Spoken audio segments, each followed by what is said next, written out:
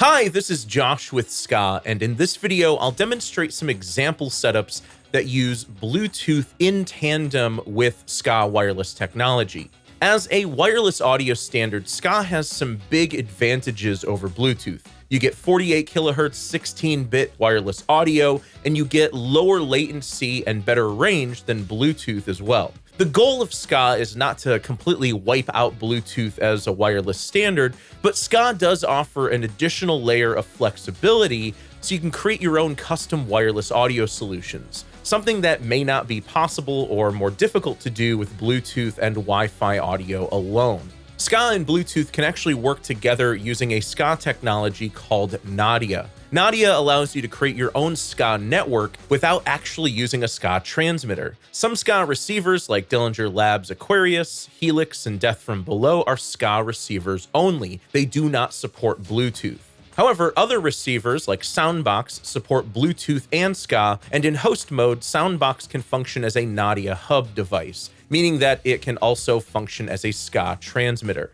With the Nadja network, the basic idea is that you send audio over to Soundboks over Bluetooth, but then add in an additional SKAA receiver, like Death from Below as a subwoofer to complement Soundboks. Or maybe just add more Soundboks. It's really up to you. And if you want lower latency and better audio quality than Bluetooth, you can use an aux cord going from your device to the Soundboks Hub. So next, I'm going to walk you through the entire process of creating a custom Nadja network, gradually adding more SKAA receivers to the setup. In this Nadja network, the Soundboks is functioning as a Nadja hub, and additional Soundboks and DFBs will function as Nadja satellite receivers, but you can use any SKAA receiver as a satellite. So the first step is to pair our device of choice to the Soundboks over Bluetooth.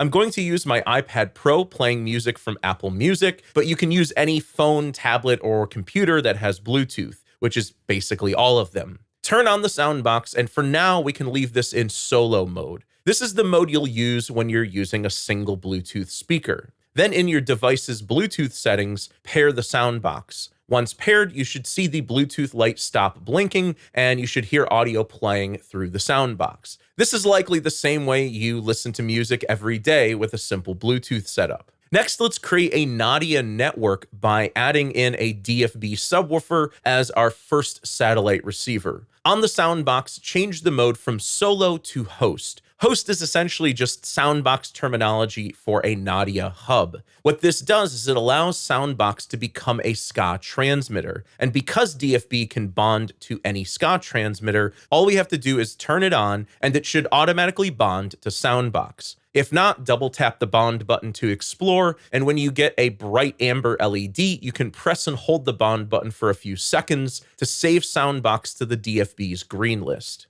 The green list is essentially a favorites list for all of your common transmitters. If this is a setup you use regularly, I'd highly recommend greenlisting the Soundboks on all satellites you add to the Nadja network. This keeps you from having to do any additional setup in the future. If I power off my Soundboks hub, you'll see the DFB satellite's bond indicator go dim green. This means it's waiting for the Soundboks hub to be powered back on again. And once you do, you'll see the DFB automatically bonds to the Soundboks hub again. It's also worth mentioning that SKAA receivers will automatically add transmitters to their green list after 30 minutes of use. On the DFB, I'm also going to tap the power button twice to enter EQ select mode, and I'm going to turn the volume knob until it lands on LED 3. This is a custom EQ preset tailor-made for use with Soundboks speakers. So we have one Soundboks and one DFB for bass reinforcement. Let's say that we need another Soundboks to place in a different location. Maybe you're having a house party or an event where you need to play music and get it in lots of different locations. Well, we can set up an additional Soundboks as our second Nadja satellite. With the first Soundboks hub still in host mode, I'll turn on the second Soundboks.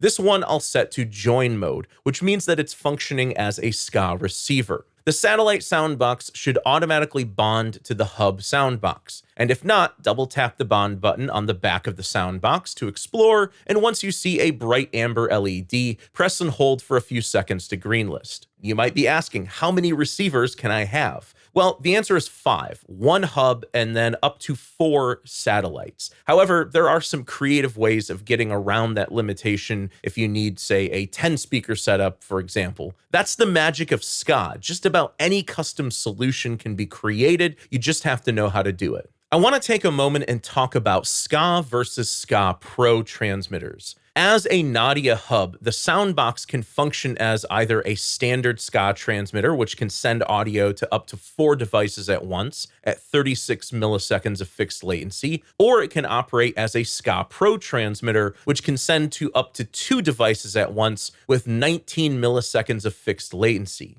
You can change whether the Soundboks Hub is functioning as a SKAA or SKAA Pro transmitter using the Soundboks app. I'm going to turn this off because I want to add more receivers. Since we can have up to 4 satellites, let's add in an additional DFB and an additional Soundboks. Here I'm going to use a 3rd generation Soundboks. DFB is simple. Just turn on the DFB and it should automatically bond to the Soundboks Hub. Double tap to explore if you need to, and then press and hold the bond button to greenlist. Just make sure to set your 2nd DFB sub to the Soundboks EQ preset as well. For our final Soundboks satellite, I'll just turn this on, put it in join mode just like before, and it will automatically bond to the Soundboks Hub. Double tap the bond button on the back if you need to explore, and then press and hold the bond button to greenlist. So now that I have 5 total speakers, let's recap the setup. I'm playing audio over Bluetooth to our Soundboks Hub, and then 2 additional Soundboks and 2 DFBs functioning as SKAA satellite receivers in our Nadja network. And you can adapt this setup for whatever SKAA receivers you might have. You could use 1 DFB and 4 Soundboks, 2 Soundboks and 3 DFBs, use 2 Soundboks, 2 Aquarius, and 1 Helix. That's what's great about the flexibility of SKAA.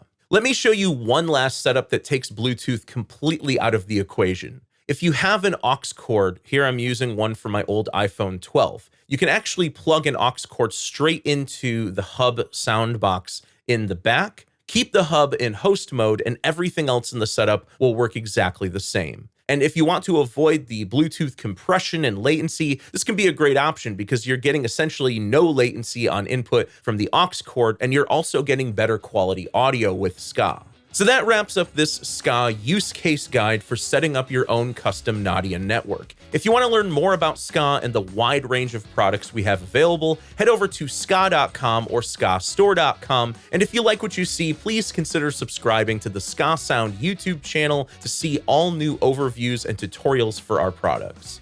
Thanks for watching.